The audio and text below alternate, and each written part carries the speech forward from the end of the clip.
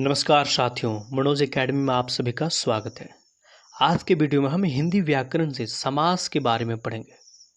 हम जानेंगे कि समास की परिभाषा क्या होती है, समास कितने प्रकार के होते हैं, समास विग्रह क्या होती है, समास के कितने पद होते हैं और साथ ही यह जानेंगे कि कौन से समास से कैसा पहचान किया जाए, इसके बारे में हम पढ़ेंगे। यदि आप हमारे चैनल में न्यू आए हैं तो आप हमारे चैनल को सब्सक्राइब अवश्य करके बेल आइकन जरूर दबाएं ताकि जितने भी हमारे महत्वपूर्ण वीडियो आते हैं वो आप तक बहुत जल्द पहुंच सके। तो चलिए देर ना करते हुए समास के बारे में जानते हैं। तो समास दो शब्द मिलकर बना है, सम एवं आस, जिसका अर्थ होता है संक्षिप्त कथन या संक्षिप्त वाक्य। समास प्रक्रिया में शब्दों का संक्षिप्तीकरण किया जाता है, जो लंबा शब्द है उसको क्या होता है, छोटा कर दिया जाता है। तो सबसे पहले ये हम जानते हैं कि समास की परिभाषा क्या होती है। तो समास दो अथवा दो से अधिक शब्दों से मिलकर बने गए नए सार्थक शब्द को समास कहते हैं। इसमें दो या दो से अधिक शब्द मिलकर क्या होता है कि नया शब्द बनता है, उसी को समास कहा जाता है। अब इसका उदाहरण देख लेते। उदाहरण में हम ले लेते हैं ये दया का सागर।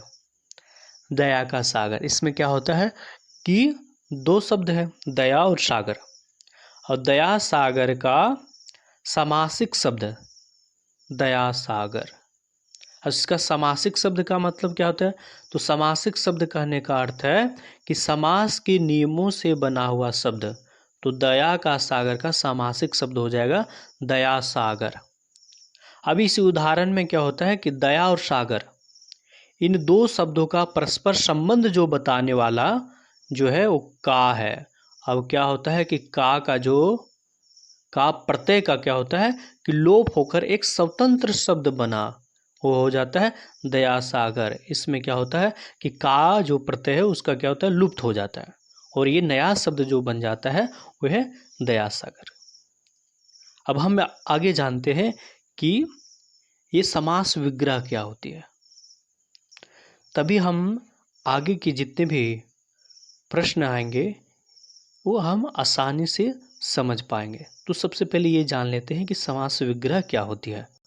समास विग्रह समस्त पद के सभी पदों को, जितने भी पद होते हैं सभी पद को अलग अलग किए जाने की प्रक्रिया जो होती है उसी को समास विग्रह या फिर व्यास कहलाती है।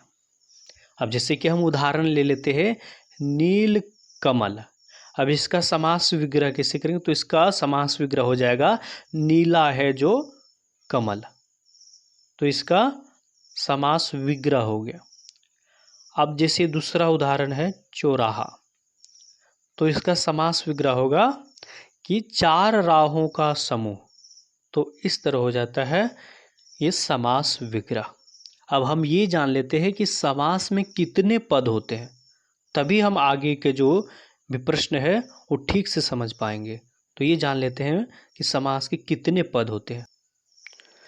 तो समास रचना में प्रायः दो पद होते हैं, और इसमें जो पहला पद होता है उसे पूर्व पद, जो पहला पद होता है उसे पूर्व पद कहते हैं, और दूसरे को उत्तर पद कहते हैं। जैसे राजपुत्र में क्या है कि पूर्व पद राज है और उत्तर पद जो हो जाएगा वो पुत्र हो जाएगा। तो समास प्रक्रिया में पदों के बीच की विभक्ति को क्या होता है, लुप्त हो जाती है। जैसे राजा का पुत्र, तो इसका जो पहला पद है वो हो जाएगा पूर्व पद, और जो दूसरा पद है पुत्र वो हो जाएगा उत्तर पद। तो इसके बीच के जो विभक्ति है का वो क्या हो जाता है कि लुप्त हो जाएगा, और ये नया सार्थक शब्द बन गया राजपुत्र। तो राजपुत्र, यहाँ क्या होता है कि का विभक्ति जो है उसका लुप्त हो जाता है। तो ये हो गया इस समास के दो पद। पहला जो वो रहता है वो पूर्व पद, और जो दूसरा जो बाद में रहता है उत्तर पद। अब हम जानते हैं कि समास के कितने भेद होते हैं। तो समास के मुख्य 6 भेद है। पहला अविभाव समास, दूसरा तत्पुरुष समास, तीसरा कर्मधारय समास, चौथा द्विगु समास, पांचवा द्वंद्व समास और छठा बहुव्रीहि समास। अब ये 6 जो मुख्य भेद है उनको हम क्या कहते हैं, पदों के प्रधानता के आधार पर भी हम इसको वर्गीकरण कर सकते हैं। जैसे कि ये अविभाव समास हो जाएगा, ये हो जाएगा पूर्व पद प्रधान। ये अविभाव समास में क्या होगा कि पूर्व पद इसका प्रधान होगा। और तत्पुरुष, कर्मधारय और द्विगु समास में क्या होगा कि उत्तर पद जो होगा ये इसका प्रधान होगा। और द्वंद्व समास में क्या होगा कि दोनों पद इसका जो होगा वो क्या होगा, प्रधान होगा। और जो बहुव्रीहि समास है इसका दोनों पद के अलावा जो तीसरा पद होगा वही प्रधान होता है। तो चलिए चलते हैं, इसको विस्तार से जानते हैं ये 6 मुख्य भेदों के बारे में। तो सबसे पहले हम जानते हैं अविभाव समास के बारे में। तो समास के मुख्य 6 भेदों में पहला है अविभाव समास। अब इसको किसे जाने कि जिस समास में पूर्व पद अव्यय हो अविभाव समास कहलाता है। यह वाक्य में क्रिया विशेषण का कार्य करता है। अब इसको हम पहचान कैसे करेंगे? तो पहचान करने का सबसे आसान तरीका है कि उसका पहला पद जो रहेगा वो अनु, प्रीति, भर, यथा, यावत, हर आदि होते हैं। जैसे में हो गया कि यथास्थान में देखिए पहला पद जो है वो यथा है। यथा यानी कि ये कौन सा हो गया, तो ये अविभाव समास हो गया। अगर इसका समास का विग्रह करेंगे तो इसका हो जाएगा स्थान के अनुसार। अब दूसरा उदाहरण है प्रतिदिन। देखिए यहाँ पे दिया है प्रतिदिन, तो ये प्रतिदिन, तो ये हम पता लगा सकते हैं कि प्रतिदिन जो है इसका पहला पद जो प्रति हम लिखाए हैं ये प्रति हो जाएगा, प्रति। तो ये प्रति जो होगा पहला पद है, तो ये हम पहचान कर सकते हैं कि ये अविभाव समास है। अगर इसका हम प्रतिदिन का ये क्या होगा समास विग्रह करेंगे तो इसका हो जाएगा कि प्रत्येक दिन। चलिए हम अगली समास की ओर बढ़ते हैं। अब दूसरा समास है तत्पुरुष समास। तत्पुरुष समास क्या कहता है कि जिस समास में पूर्व पद गौण तथा उत्तर पद जो रहेगा इसमें प्रधान हो तत्पुरुष समास कहलाता है। अब इसमें क्या होता है, दोनों पदों के बीच का कारक चिन्ह क्या होगा, लुप्त हो जाता है। अब जैसे उदाहरण में इसमें ले लेते हैं राजा का कुमार, तो इसका कारक चिन्ह जो है इसमें का वो क्या हो गया, लुप्त हो गया, तो ये बन गया राजकुमार। अब ये दूसरा उदाहरण है कि धर्म का ग्रंथ।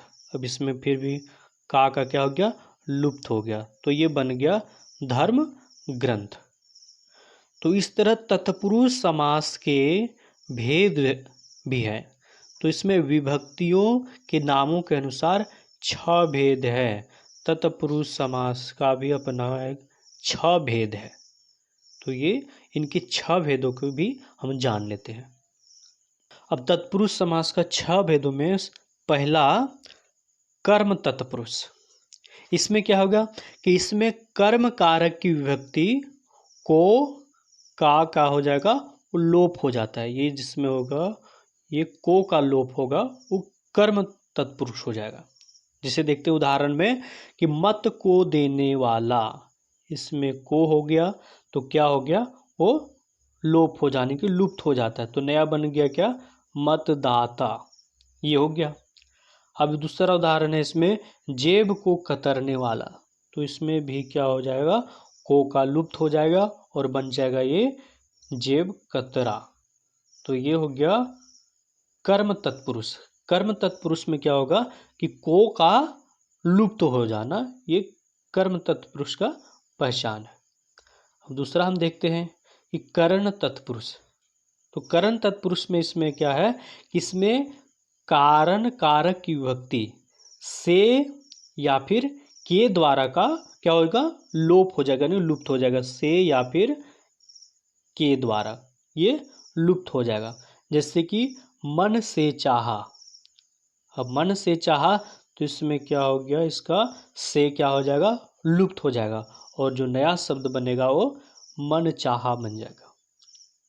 अब दूसरा उदाहरण देखते हैं, सूर्य द्वारा, इसमें हो जाएगा सूर्य द्वारा, इसे फिर सूर्य द्वारा रचित। तो ये क्या होगा, द्वारा जो है वो क्या लुप्त हो गया, और नया जो शब्द बना वो सूर्य रचित हो जाएगा। हम अब इसके तत्पुरुष समास के और जितने भी भेद हैं उनके बारे में हम जानते हैं। अब ये तत्पुरुष समास का तीसरा भेद है। तो संप्रदान तत्पुरुष, इसमें क्या होता है कि इसमें संप्रदान कारक की विभक्ति के लिए जो होगा वो क्या होगा, लुप्त हो जाती है। जैसे ये उदाहरण है, स्नान के लिए घर। तो स्नान के लिए घर में क्या होगा, के लिए जो होगा वो लुप्त हो जाएगा, और जो नया शब्द बनेगा वो होगा स्नान घर। दूसरा उदाहरण देखते हैं, कहते हैं देश के लिए भक्ति। अब इसमें संप्रदान तत्पुरुष में कहता है कि के लिए जो होता है वो लुप्त हो जाता है, तो इसमें हो जाएगा के लिए क्या हो गया, लुप्त हो गया, और नया जो शब्द बना वो देशभक्ति। तो तत्पुरुष समास का अगला है अपादान तत्पुरुष। तत्पुरुष समास का ये चौथा अपादान तत्पुरुष।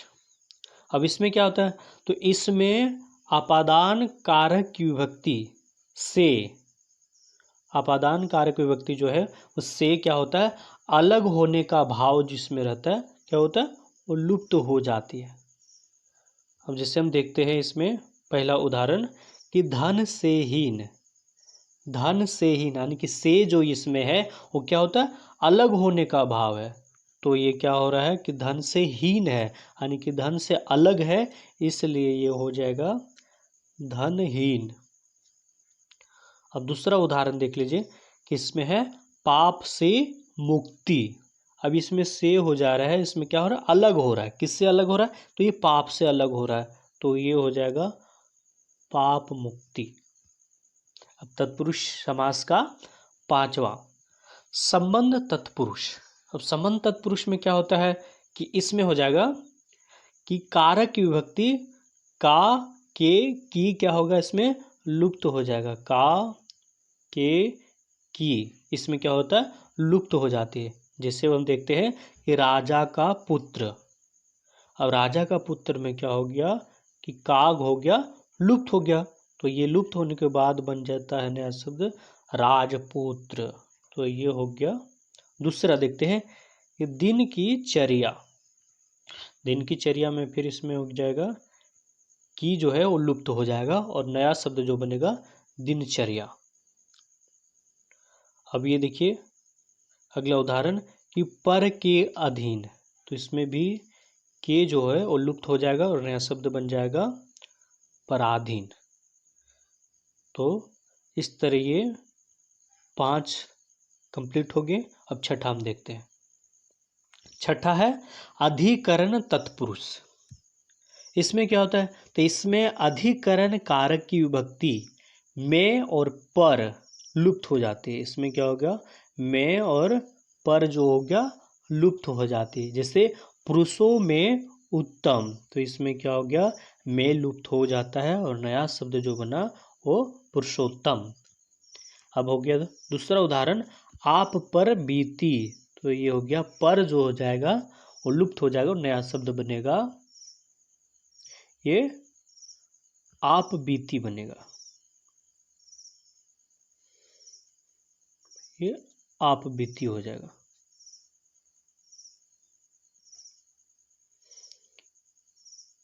आप बीती हो जाएगा, तो खुद से बीतता है। तो इस तरह तत्पुरुष समास के ये 6 भेद हो जाते हैं। अब हम समास के अगले भेद कर्मधारय समास के बारे में जानते हैं। तो कर्मधारय समास, तो इसमें क्या होता है कि जिस समास में पूर्व पद विशेषण, जो इसका होगा पूर्व पद विशेषण, और उत्तर जो पद होगा वो क्या हो गया, विशेष होगा। उत्तर पद जो होगा वो विशेष हो, तो ये कर्मधारय समास कहलाता है। इसमें भी उत्तर पद की क्या होता है कि प्रधानता होती है। अब कर्मधारय समास को पहचानने का क्या नियम है, तो हम इसको पहचान सकते हैं कि इसको जब कर्मधारय समास को विग्रह करेंगे, यानी इसको अलग करेंगे, तो क्या होगा, दोनों पदों के मध्य में है जो के समान, है जो और के समान आदि आते हैं। जैसे हम देख लेते हैं कि चरण कमल, तो चरण कमल हो गया, तो इसका हम विग्रह करते हैं तो हो जाता है कमल के समान चरण, यानी कि के समान आ गया। तो ये हम जान सकते हैं कि ये कर्मधारय समास है। दूसरा उदाहरण है नीलकंठ, यानी कि नीला है जो कंठ, तो ये नीलकंठ, तो है जो इसमें हो जाएगा। पहचानने का नियम यही है कि इसमें जब समास को विग्रह करेंगे तो है जो या फिर के समान आता है, तो हम ये जान सकते हैं कि ये कर्मधारय समास है। अगले समास की ओर, चौथा समास है द्विगु समास। अब इसमें क्या होता है कि जिस समस्त पद का पूर्व पद संख्यावाचक विशेषण हो वह द्विगु समास कहलाता है। अब क्या होता है, इसमें समूह या समाहार का ज्ञान होता है। अब इसमें बोलते हैं कि संख्यावाचक विशेषण। अब इसको उदाहरण देख लेते हैं। इसमें है कि 4 समूह का, 4 राहों का समूह, ये 4 हो जाएगा राहों का समूह, ये 4 राहों का समूह हो जाएगा, ये चौराहा। तो ये पहले पता चल रहा है चौ या फिर 4, तो ये संख्यावाचक हो गया, संख्यावाचक है। तो ये 4 से हमको पता चल रहा है ये द्विगु समास है। अब दूसरा उदाहरण देखिए कि 7 दिनों का समूह, तो इसमें भी संख्या पता चल रहा है कि 7 है, सप्ताह, तो इसमें भी पता चल जा रहा है कि ये 7 जो है संख्या को संकेत कर रहा है। तो ये हम जान लेंगे कि ये द्विगु समास है। अगले समास की ओर बढ़ते हैं। पांचवा समास जो है वो द्वंद्व समास। अब इसमें क्या है कि जिस समस्त पद के दोनों पद प्रधान हो, इसमें क्या होगा कि दोनों पद प्रधान हो, तथा विग्रह करने पर, यानी कि उसको अलग करने पे क्या होगा, उसमें होगा और अथवा या एवं लगता हो, वह द्वंद्व समास कहलाता है। अब इसको पहचानने का और एक नियम है कि पहचान के दोनों पदों के बीच प्रायः योजक चिन्ह, यानी कि हाइफन का प्रयोग होता है, तो हम ये जान सकते हैं कि ये द्वंद्व समास है। जैसे कि हो गया नदी नाले, तो इसका समास विग्रह करेंगे तो हो जाएगा नदी और नाले, तो इसको विग्रह करने के बाद क्या, तो और आ गया, तो ये हो गया द्वंद्व समास। अब दूसरा है कि ठंडा गर्म, तो समास विग्रह इसका करेंगे तो ठंडा या गर्म, तो या हो गया, तो इसलिए ये हो गया द्वंद्व समास। अगले समास की ओर बढ़ते हैं। तो समास की जो 6 भेद है उनमें से ये बहुव्रीहि समास जो छठा है वो बहुव्रीहि समास।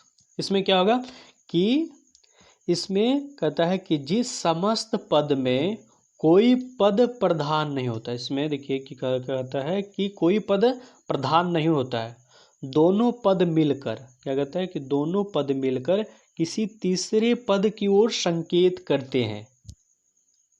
इसमें क्या होता है, वही बहुव्रीहि समास कहलाता है कि तीसरे पद की ओर संकेत करता है। जैसे हम जानते हैं ये कि नीलकंठ नीला, जो नीलकंठ है कि नीला है कंठ। नीलकंठ जो आता है उसमें क्या होता है, नीला है कंठ, जिसका अर्थात होता है कि नीला किसका कंठ है, तो शिव जी का है, क्योंकि उन्होंने विष पिया था इसलिए उनका कंठ नीला हो गया। तो ये अलग शब्द की ओर क्या हो रहा है, संकेत कर रहा है। अब यहाँ पर क्या होता है कि यहाँ पर दोनों पदों क्या होता है, दोनों पदों ने मिलकर एक तीसरे पद शिव का संकेत किया, इसलिए यह बहुव्रीहि समास है। अब बहुव्रीहि समास का कुछ और उदाहरण लेते हैं, जैसे कि लंबोदर। लंबोदर क्या हो गया, लंबा है उदर जिसका। अब लंबा उदर किसका है, तो ये गणेश जी की ओर संकेत कर रहा है। इसमें और उदाहरण देख लेते हैं। गिरिधर, गिरिधर गिरि को धारण करने वाला है जो, उसको क्या बोलते हैं, कृष्ण। कृष्ण ही अपने उंगली से क्या होता है, गिरि को, पर्वत को धारण कर लेता है, इसलिए उसको कृष्ण। तो ये गिरिधर यानी कि अपने शब्दों से क्या होता है, अलग शब्द की ओर संकेत करता है, तो यही हो जाएगा बहुव्रीहि समास। यदि आपको हमारी ये वीडियो पसंद आए तो हमारे वीडियो को लाइक शेयर कमेंट अवश्य करें, और साथ ही यदि आप हमारे चैनल में न्यू आए हैं तो हमारे चैनल को सब्सक्राइब अवश्य कर लें, ताकि जितने भी वीडियो हम बनाते हैं वो आपके तक बहुत जल्द पहुंच सकें। बहुत बहुत धन्यवाद।